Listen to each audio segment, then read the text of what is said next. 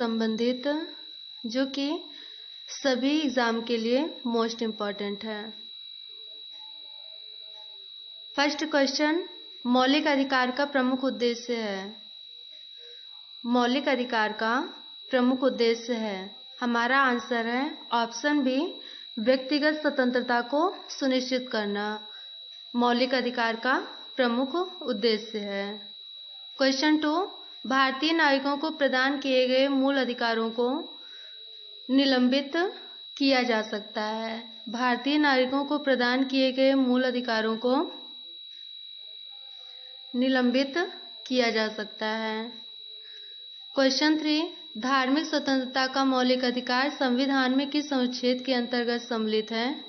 Answer है article 25 to 28। Option A correct है।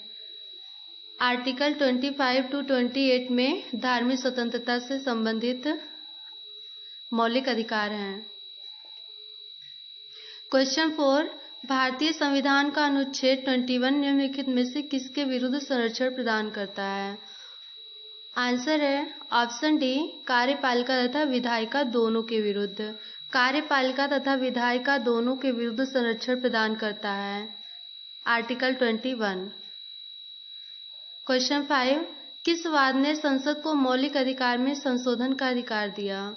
Answer है ऑप्शन बी, केशवानंद भारतीवाद। केशवानंद भारतीवाद ने संसद को मौलिक अधिकार में संशोधन का अधिकार दिया।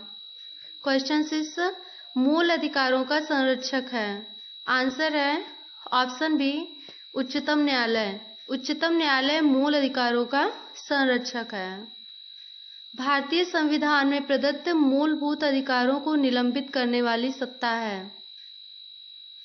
भारतीय संविधान में प्रदत्त मूलभूत अधिकारों को निलंबित करने वाली सत्ता ऑप्शन डी, राष्ट्रपति करेक्ट है।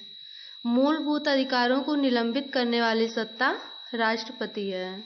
क्वेश्चन 8, मूल अधिकारों को प्रवर्तित करने की शक्ति प्राप्त है। मूल अधिकारों को प्रवर्तित करने की शक्ति प्राप्त है। आंसर है ऑप्शन डी, उच्च तथा उच्चतम न्यायालय को। उच्च तथा उच्चतम न्यायालय को मूल अधिकारों को प्रवर्तित करने की शक्ति प्राप्त है। क्वेश्चन 9, भारतीय संविधान में मूल कर्तव्य को कब शामिल किया गया?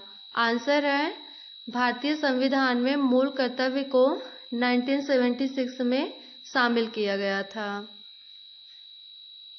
भारत के कल्याणकारी राज्य होने का विचार पाया जाता है। आंसर है ऑप्शन ए, संविधान की प्रस्तावना एंड ऑप्शन सी, नीति निर्देशक तत्व। दोनों में भारत के कल्याणकारी राज्य होने का विचार पाया जाता है। ऑप्शन डी करेक्ट है।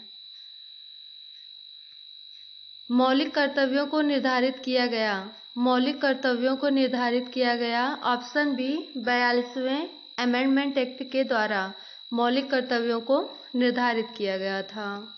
क्वेश्चन 12, भारतीय संविधान में मूल कर्तव्यों को शामिल करने का विचार किस देश के संविधान से लिया गया है? आंसर है ऑप्शन ए, पूर्व सोवियत संघ। पूर्व सोवियत संघ से मूल कर्तव्यों को शामिल करने का विचार लिया गया है संविधान में।